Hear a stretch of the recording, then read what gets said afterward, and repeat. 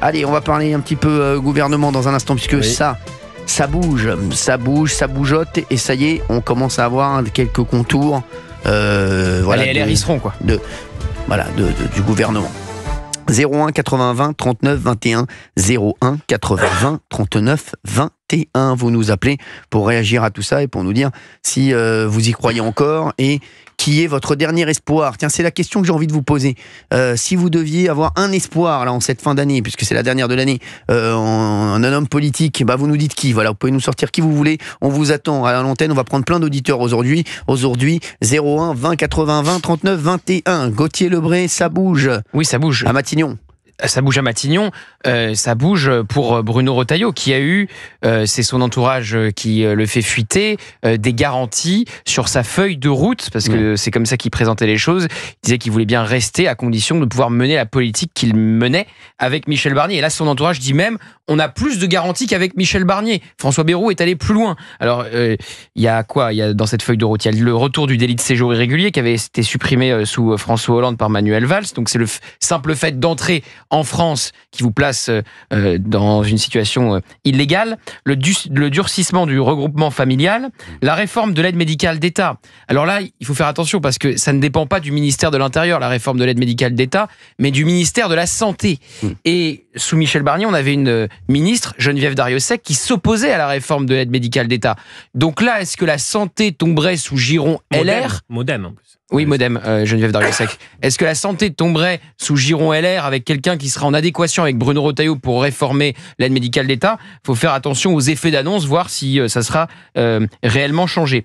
Plus de conditionnalité aussi des aides au séjour régulier, donc des délais plus longs pour avoir des aides quand on arrive en France en situation régulière. Je parle bien de situation régulière. Et puis, on en parle beaucoup, c'est évidemment le terrible drame de Mayotte, avec la moitié de la population qui est étrangère, évidemment beaucoup d'illégaux qui viennent des Comores, donc le droit du sol qui serait encore durci à Mayotte. Voilà. Ce qu'a obtenu Bruno Retailleau, selon son entourage, et donc Bruno Retailleau, dans ces conditions-là, c'est la pièce maîtresse. Et il a un autre avantage maintenant, c'est qu'il paraît que le président de la République ne jure que par lui. Même le président de la République, l'Élysée l'aime beaucoup, je vous jure. Et vous savez sur quoi ça s'est fait ? On dit même, je vous jure que c'est vrai, on dit même qu'Emmanuel Macron n'aurait pas tout à fait dit ça, mais il aurait dit une phrase comme: j'aurais aimé avoir quelqu'un comme ça dans mes équipes. Dès le départ. Oui, exactement, dès le départ. Ouais. Ça s'est fait sur Yacine Bellatar. Ah oui ? Je vous jure que c'est vrai. Il y a eu la polémique Yacine Bellatar, vous savez, on en a beaucoup parlé quand il est allé au Maroc. Il s'en était pris ouvertement à Bruno Retailleau, donc tout le monde était à l'Élysée, se disait Bruno Retailleau, s'il torpille la présence de Yacine Bellatar dans la délégation, ça fait mauvais genre. Et Bruno Retailleau a attendu une dizaine de jours, et quand il a été interrogé sur une chaîne info, il a eu une réaction très sobre sur la présence de Yacine Bellatar. Et ça a été énormément apprécié à l'Élysée parce que ça n'a pas relancé la polémique et au contraire, il a fait le strict minimum, évidemment désapprouvant sa venue, mais n'allant pas trop loin pour mettre l'Élysée en difficulté. Non, mais donc il est loyal. Je vais vous dire, c'est un homme droit. C'est ce que tout le monde dit. Tout le monde dit que lui, et on peut compter sur lui. Voilà. Et Laurent Wauquiez, comment ça se passe pour c'est Laurent ? Le suspense du jour, ça pour le coup. Moi j'y crois. Ça rentre. Moi j'y crois. Bon, moi ça rentre. Il y a deux suspens en fait. Wauquiez Attal. Exactement. Parce que Bayrou dit je veux tous les patrons à l'intérieur du gouvernement. Non, Attal, il ira pas. Je partage plutôt. Je suis assez sceptique sur Gabriel Attal. Mais Laurent Wauquiez ira. Il y a une petite rumeur. Il y a une petite rumeur en ce moment dans les ministres démissionnaires. Certains disent Attal pourrait revenir à l'éducation nationale. Je suis sceptique là-dessus. Mais voilà, c'est les deux poids lourds, évidemment, du socle commun. Et on sait comme à l'extérieur, ils peuvent être plus dangereux qu'à l'intérieur. Donc, par exemple, Bruno Retailleau, lui, au début, il se disait il faut faire rentrer les deux. Là, est-ce qu'ils vont réussir à faire rentrer les deux ? Est-ce que les deux vont se dire c'est leur intérêt de rentrer avec l'objectif 2027 dans la tête de chacun ?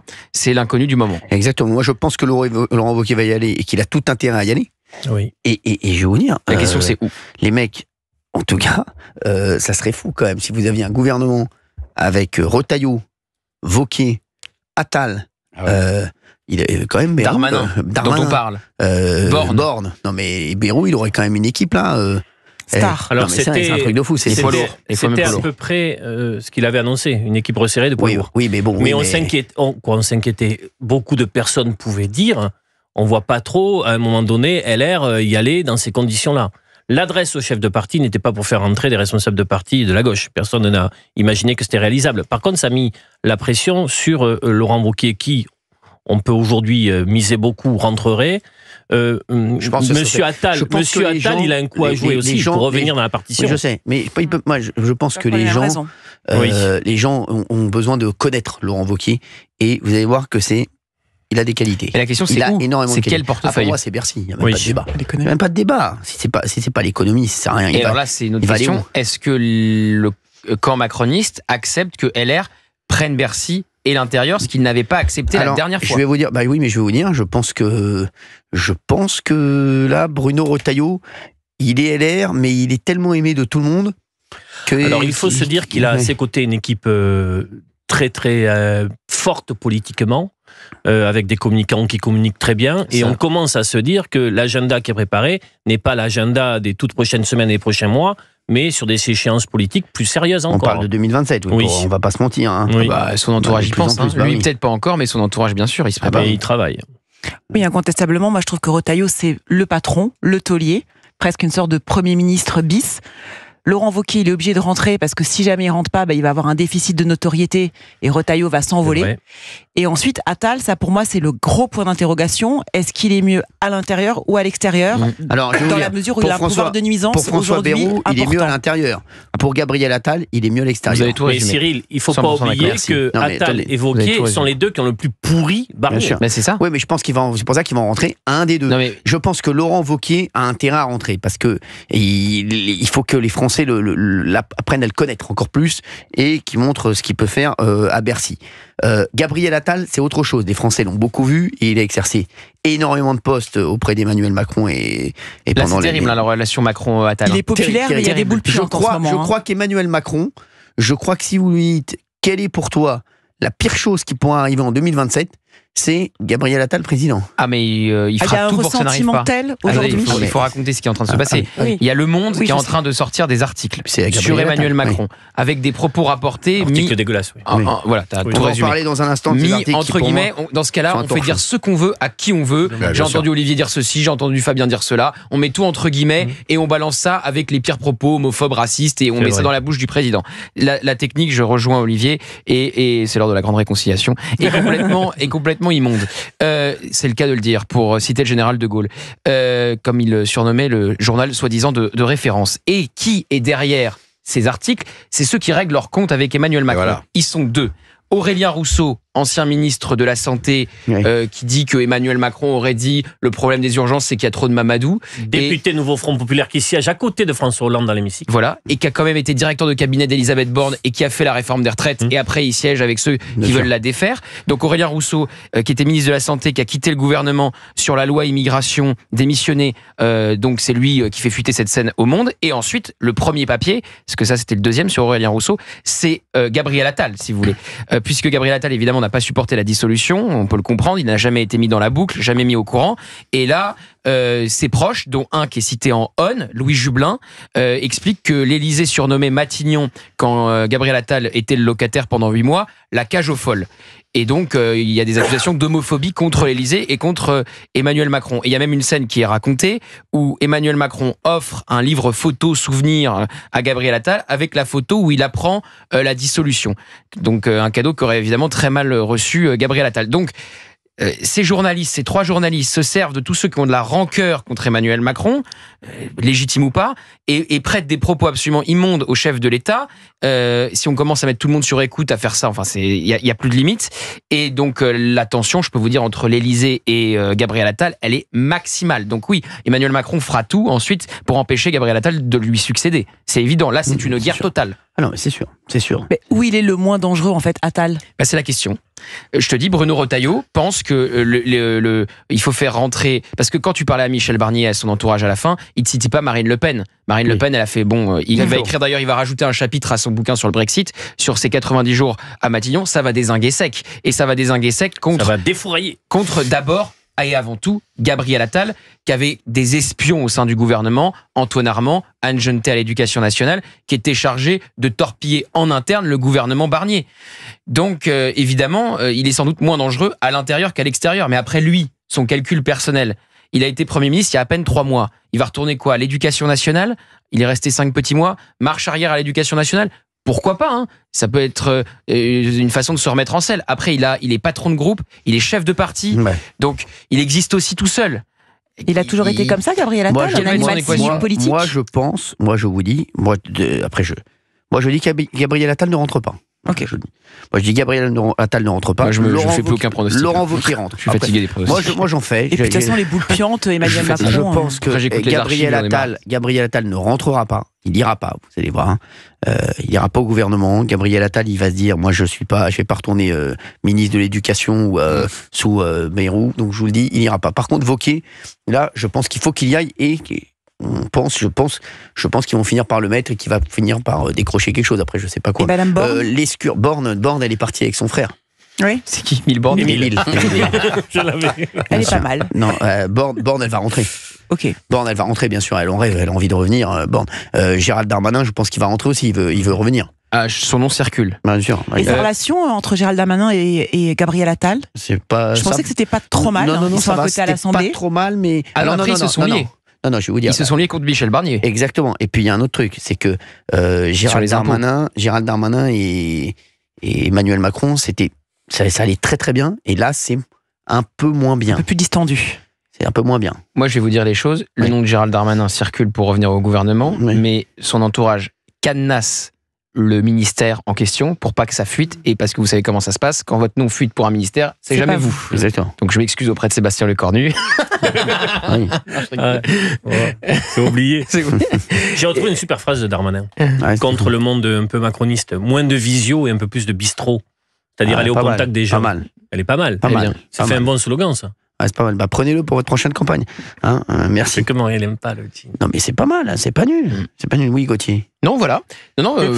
Écoutez, le suspense sur la participation des LR n'existe plus. Ils vont y aller. Tu es plus optimiste qu'hier, en tout cas, à t'écouter. Hier, la manœuvre de François Bayrou, c'était de montrer à tout le monde que la gauche ne voulait pas y aller.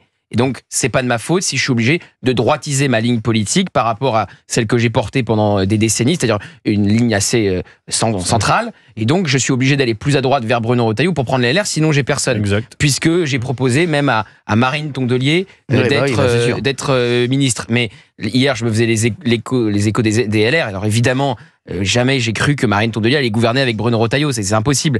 Mais le simple fait politiquement de proposer à Marine Tondelier d'entrer au gouvernement, celle qui soutient les soulèvements de la terre, qui s'en prennent aux méga bassines et aux forces de l'ordre, je trouve que c'est un mauvais signal. Même Fabien Lecœur, il est pas bien.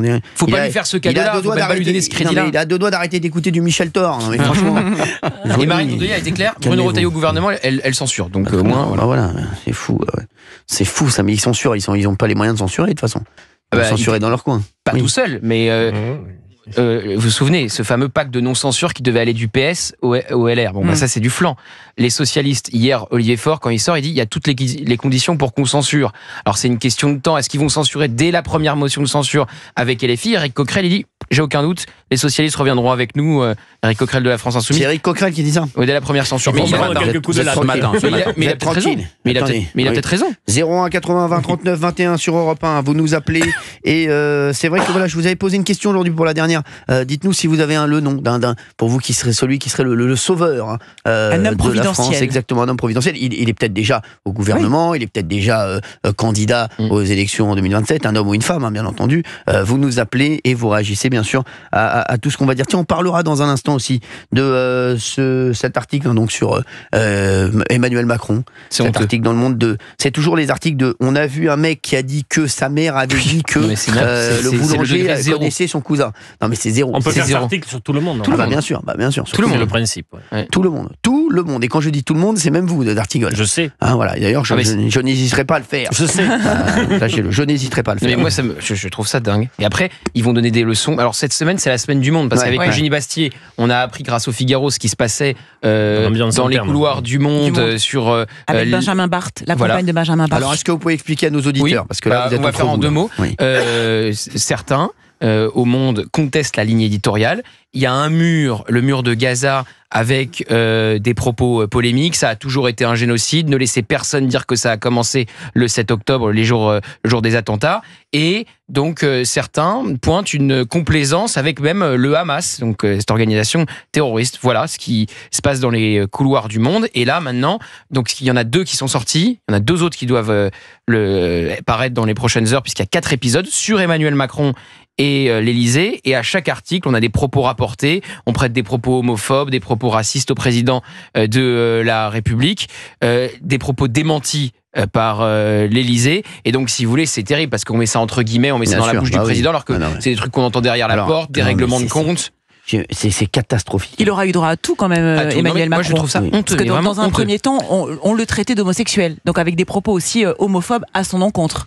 Il faut que je réponde à ça, mais vous savez, il y en a une aussi qui a eu le droit à ça, une conseillère, je vais la défendre, Anastasia Colosimo, qui a eu le droit à un article de Camille Vigogne de l'Obs. Et je trouve que je la connais très bien, Anastasia. Elle est incroyable. J'ai beaucoup d'estime pour elle. Ils disaient qu'elle parlait mal aux journalistes, etc. Je vais lui dire un truc. Elle est beaucoup plus intelligente et brillante que tous les journalistes qui lui crachent dessus. Moi, j'ai pu m'opposer, on a pu avoir des moments de tension, notamment au fameux épisode Yacine Bellatar au Maroc, puisqu'elle gère la presse pour les relations internationales du président de la République. C'est quelqu'un d'absolument estimable. Et cet article dégueulasse de l'Obs, avec des propos rapportés, graveleux, voilà. C'est les mêmes méthodes, si vous voulez. C'est les mêmes méthodes. Et maintenant, on s'offusque de tout, en permanence. Alors, je vais vous dire, les téléspectateurs, les auditeurs. Non, mais le petit milieu, bien sûr. On s'en fout du petit milieu. Ce qui compte, c'est les auditeurs d'Europe 1, par exemple, les auditeurs, les Français. Le petit milieu, on s'en fiche totalement. Qui lit aujourd'hui, qui a lu cet article? Qui a lu cet article sur cette conseillère? Mais personne. Les cercles médiatico-politiques. Mais ça sert à rien. Mais c'est pas avec ça que vous allez être élu. Ça fait mal à des carrières. Regardez ce qui s'est passé aux États-Unis. C'est comme le scandale du verre d'eau avec Odoul et Aubry, en fait. Mais les Français qui regardent, en fait, ils s'offusquent pas. Non, mais c'est ridicule. Mais la volonté derrière, c'est de nuire aux carrières, c'est de s'en prendre aux personnes, de coller des étiquettes infamantes. Et journalistiquement, moi, mettre entre guillemets des propos dans la bouche du chef de l'État, des propos rapportés dont on n'a aucune preuve, je trouve ça scandaleux. Voilà. Et le processus après, l'Élysée dément. J'ai vu un tweet, quand l'Élysée dément, donc l'Élysée ment. Donc, tu peux rien faire. C'est infernal. C'est Kafka. C'est Kafka. Voilà, est-ce que vous pensez que ça touche Emmanuel Macron ? Sur le plan déontologique, en tout cas, pour le métier de journaliste, ça pose des questions. Je pense que ça ne le touche pas, mais pas du tout. Je pense même qu'il en rigole. Je pense que ça doit le faire rire de se dire, mais vraiment, Mais par contre, Le Monde maintenant, c'est un journal people. Ah bah oui, c'est ça. On est d'accord, c'est un journal people. Ah non, c'est un journal people. On vous le confirme. Exactement. C'est incroyable, ce que c'est devenu. Mais bon, faut bien vendre. À un moment, c'est compliqué la presse. Mais tant pis pour les personnes que ça touche, parce que le président, il est en Kevlar, mais les conseillers du président de la République, je défends pas l'Élysée tous les jours, donc. Mais franchement, vous imaginez déjà, c'est une pression immense, et maintenant vous pouvez on peut vous rouler dans la boue du jour au lendemain, vous prétendez des propos que vous n'avez jamais tenus, ou sur le ton de l'humour au 4e degré, puisque maintenant plus personne n'admet le second degré. Ça, c'est terrible quand même, cette méthode, c'est terrible. Merci Gauthier Lebrel. On va en parler dans un instant de tout ça encore. 01 80 20 39 21, vous nous appelez sur Europe 1, on va vous prendre à l'antenne dans un instant. Et puis je voulais poser une question, tiens, pour vous, qui serait en cette fin d'année, c'est la dernière de l'année, on reviendra après le 6 janvier, qui serait pour vous l'homme providentiel? À part Emmanuel Macron, vous voulez dire? Ah mais non, ça peut être lui, vous pouvez le dire. On peut élargir à des noms politiques. Exactement, oui. Allez, à tout de suite sur Europe. 16h, 18h. Cyril Hanouna sur Europe 1.